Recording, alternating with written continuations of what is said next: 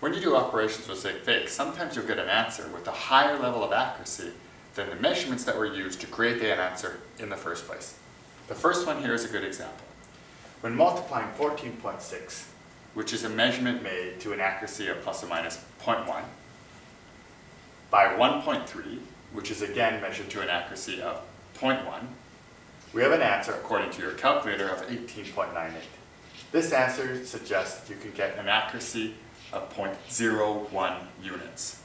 Now, that doesn't make sense. All of the inaccuracy in this measurement, multiplied by all the inaccuracy of this measurement, should create an answer with more inaccuracy, not less.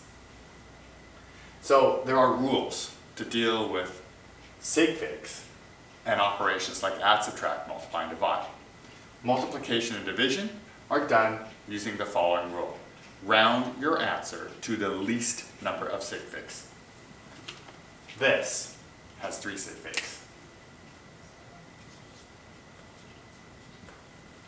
This one has 2 Sig Figs.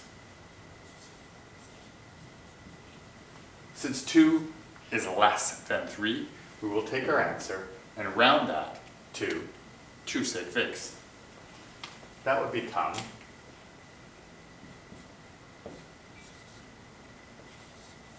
19 units of whatever it was measured, not 18.9. Division is the same. Multiplication, division follow the same rules. Round to the least number of Sig Figs. That has 3 Sig Figs. The bottom has 2. Our answer, according to the calculator, is this very long answer. And by the way, when you put this into your calculator, you might not see all of these decimal places. You'll need to get your calculator into scientific mode to show you all the decimal places.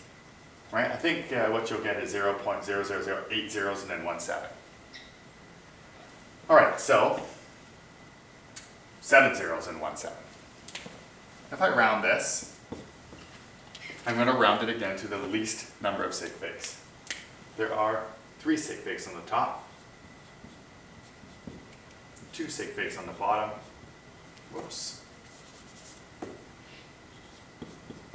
So again, I'm going to round to 2. Take that, rounding to 2 Sig Figs. I will have an answer of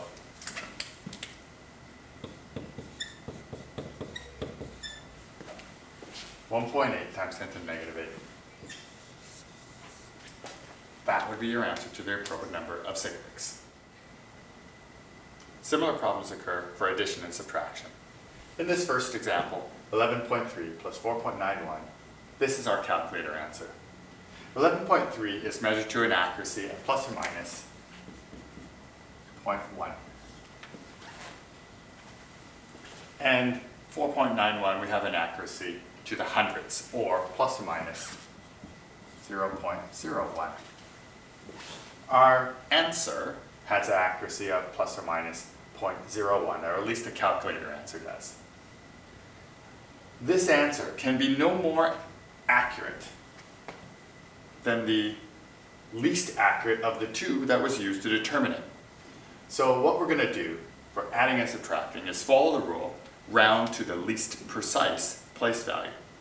Now, the least precise of these 2 is definitely the 11.3, rounded to 0.1. 0.1 inaccuracy is much greater, or makes this less precise than this one, which is precision level is 0.01. So rounding this to the 0.1 place value, we have a final answer of 16.4. You have to be careful when you deal with questions like this one, where there's scientific notation. You might be tricked into thinking we're going to round this to the 0.1 place value, because there's 0.1 and there's 0.1. But in fact, this is not the tenths place. That is, this is rounded, or this is measured to an accuracy of plus or minus 0.1.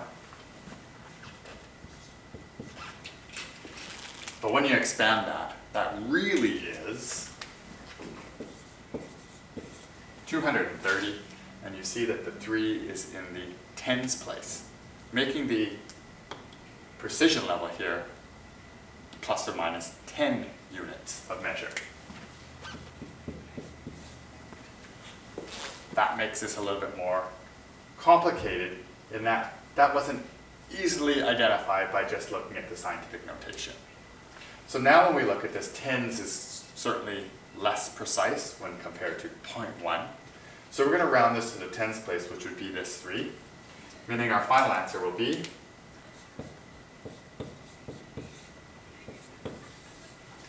140. So adding and subtracting, addition or subtraction, the rule is round to the least precise place value.